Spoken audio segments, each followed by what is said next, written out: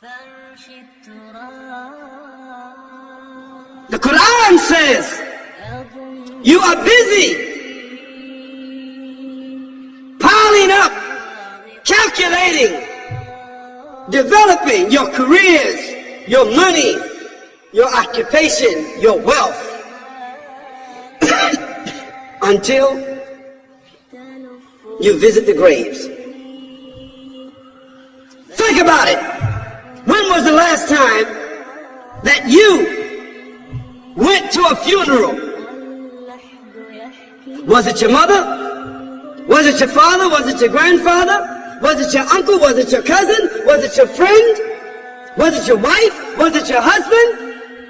The last time that you visited the grave, when you went to a funeral and you saw that person whom you loved that was laughing, crying, live, boasting, wealthy, educated, denying, arrogant, whatever they were.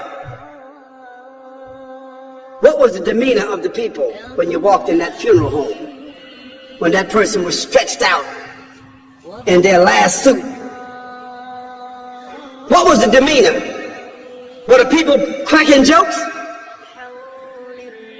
Were they dancing? Were they clapping and singing songs? No. Silence.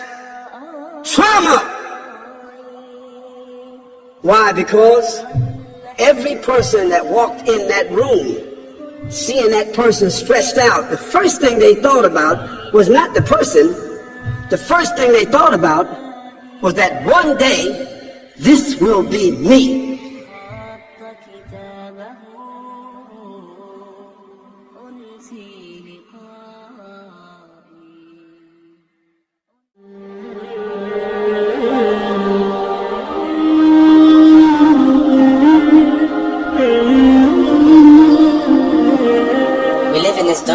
As if we are always going to remain here.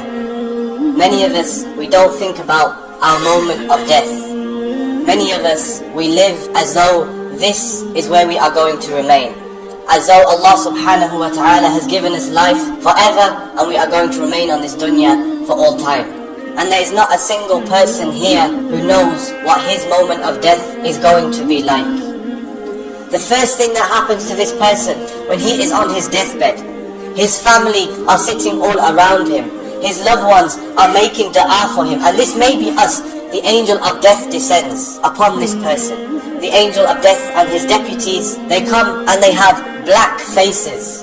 And this is a creation which you have never seen before in your life. And at that moment, you are surrounded by your family, but you feel so alone. Because only you can see these angels. And you are trying to say to your family, help me, but they can't help you. And so these angels, they descend, and they come with a foul smell. And they come with a rough sackcloth from hellfire.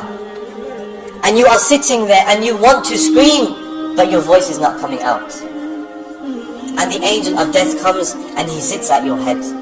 And then he says, "O evil soul, come out to the anger of Allah and His punishment." And so your soul, it hides within your body because it doesn't want to come out.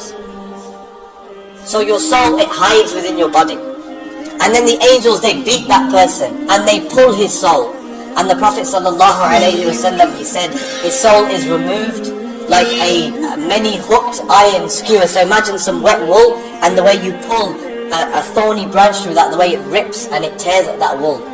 And that's the way it tears at your veins and your muscles, and the person is in intense pain. And then they ascend to the first heaven, and they knock on the doors of the heaven, and it is asked, who is it? And the angels who are carrying your soul, they call you by the worst names that you were known by on this dunya. And then Allah subhanahu wa ta'ala orders that the angels do not open the doors of that first heaven. And that person's soul is dropped from the first heaven to his grave.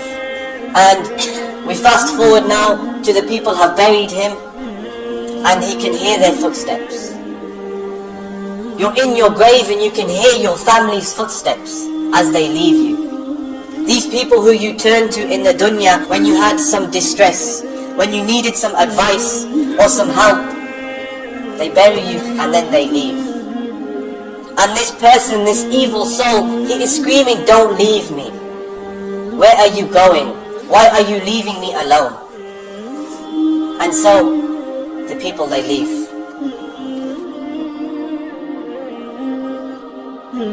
And then, in a sudden, he sees in the distance two angels, two very scary angels approaching him. They are called Munkar and Nakir, and they are black and they are blue.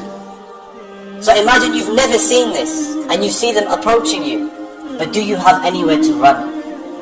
Do you have anywhere to hide? Do you have anything that you can protect yourself with?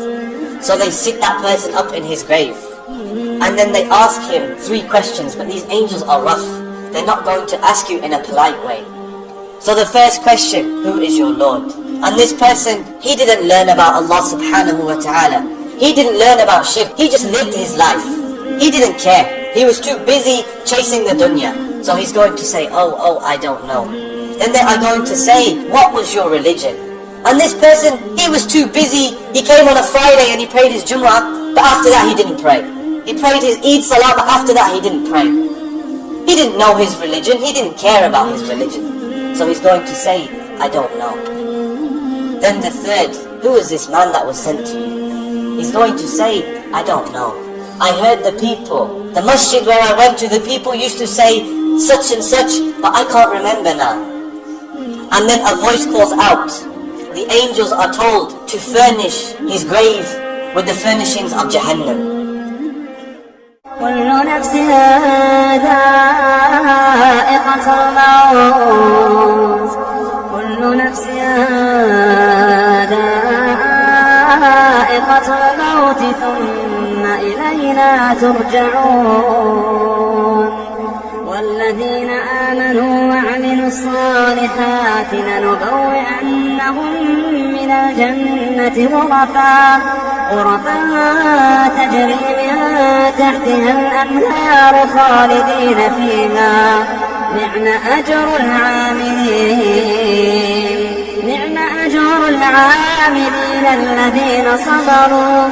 الذين صبروا وعلى ربهم يتوكلون